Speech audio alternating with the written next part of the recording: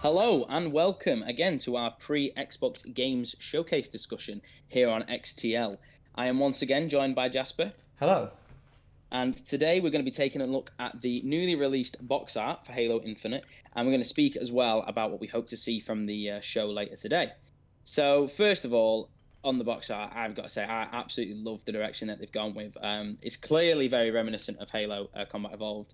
And I think it says a lot about their intentions for the game as a whole. Hopefully, it's a sign to the old school Halo fans that this is a return to a familiar formula, not just in the art style, but in the gameplay as well. Yeah, I agree. I also think it looks very similar to Combat Evolved's box art. And as 343's previously stated, they're trying to take cues from Combat Evolved when designing this game. So they've said from both like a visual standpoint, returning to a more classical art style, but also they've tried to recapture some of the emotion from Combat Evolved. And I think with this box art, which is quite stunning, they've sort of definitely done that. And it's definitely got some interesting aspects to it that I think we should talk about as well. Yeah, I mean, the picture itself has been analysed at great length, so we'll touch on things briefly. First of all, I think the interesting thing about the grappling hook on Chief's arm there, that was rumoured a few months back from a leak where there was like a grappling hook icon in a developer version of the game. So I think that could be a very interesting what that would impact on gameplay if that was a thing, whether it be an ability or a permanent thing that Chief has on him. You've also got the Pelican in the background and then the crashed Wasp down on the right. I think this shows like obviously there's a UNSC presence. We already know that from some of the earlier trailers, and wonder if that Pelican is supposed to be the Pelican Chiefs in the cutscene that we've already seen. And then the other thing I noticed was the broken ring. I know we've already seen that from the other trailer, but the fact that the gaps in the ring actually look very similar to when Anders ejects the brutes on Halo Wars 2, the way that the shapes are actually formed on that looks like possibly, has the ring been taken apart on purpose and manually? Yeah, and then another interesting foreigner structure in the background is what could be rumoured to be the Palace of Pain. If the rumours are true that we're taking place on Zeta Halo Installation 07, then that silver structure in the back right could well be the Palace of Pain, where the foreigners experimented on ancient humans um, with that. And it'd be interesting to actually see if it is that, because they've now had a heavy sort of leaning in both key art and also one of the Mega Block sets of this sort of structure.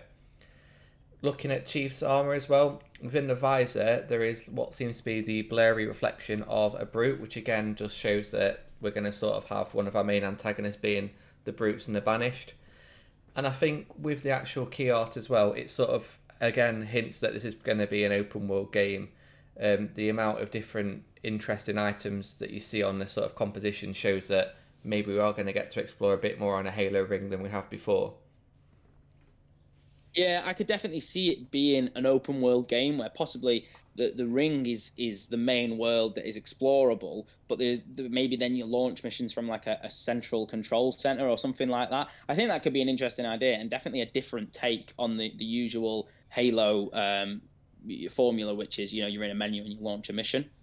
Yeah, I agree with that. Although I think the campaign might be handled a bit more like Halo 3 ODST and how Destiny has done it, where you've got that open world with a linear story, but you have to go around to certain areas to start missions off.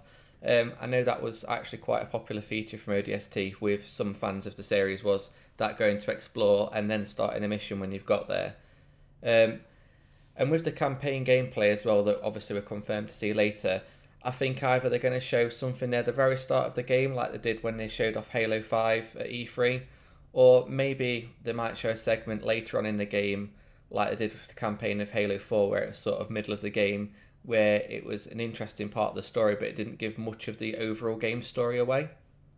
Yeah, and I think as well when you look at Halo 4 when you released that, the intro trailer, like the first trailer we saw from Halo 4, essentially was the opening scene from the game. So I wonder if they'll maybe follow same suit where a lot of people have said that the clips we've already seen are going to be the start of the game. So whether they'll go for a time where maybe Chief is already on the ring, already established in the story and going about a mission. I would quite like to see the start of the game and see him arriving on the ring. I think that would be quite cool, but they might not want to ruin that moment because that is quite an iconic thing towards the Halo series. That first time you come out of the drop pod on Halo CE and you see the planet. I think they'll want to recreate that maybe for the first time when people have got controllers in their hands.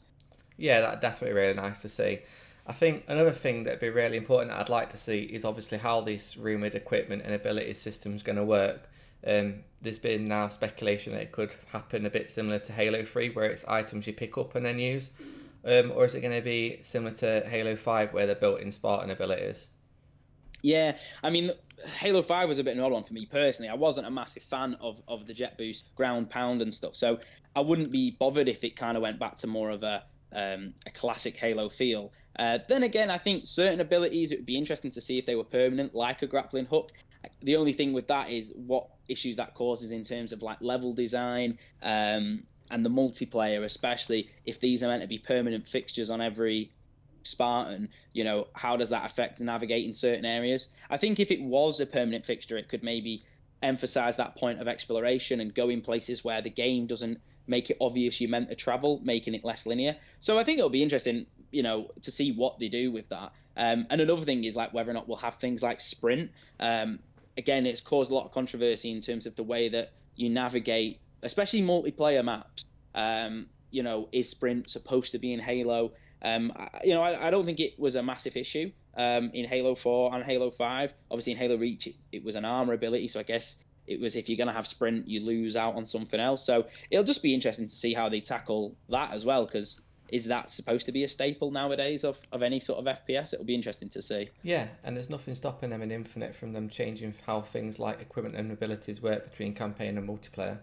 They could even have alternate versions of multiplayer where they've got more classic gameplay and then the more advanced gameplay movements that we saw in 5. There's nothing stopping them sort of saying, well, this is a playlist for the advanced movement, this is a more classic one. They could even have sprint that only works in campaign and then it might not work in multiplayer. Again, it could change between that if they wanted to.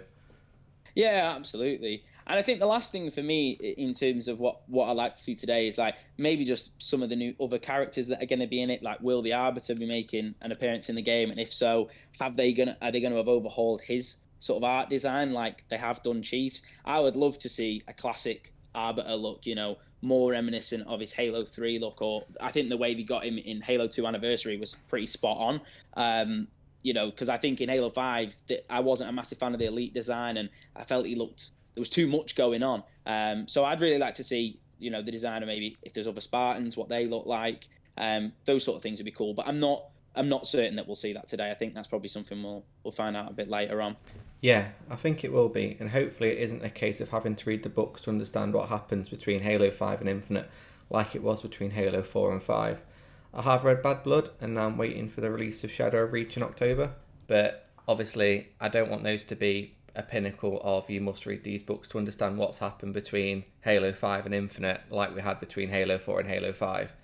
I think the campaign definitely needs to pick up on a point where people that have played 5 can pick it up and continue with Infinite and understand what's happened. And obviously, new players can pick the game up and also sort of be able to jump straight in without having to have any prior knowledge of what's happened before. Yeah, definitely. I think it will be really interesting to see how they actually bridge that gap between Halo 5 and Halo Infinite.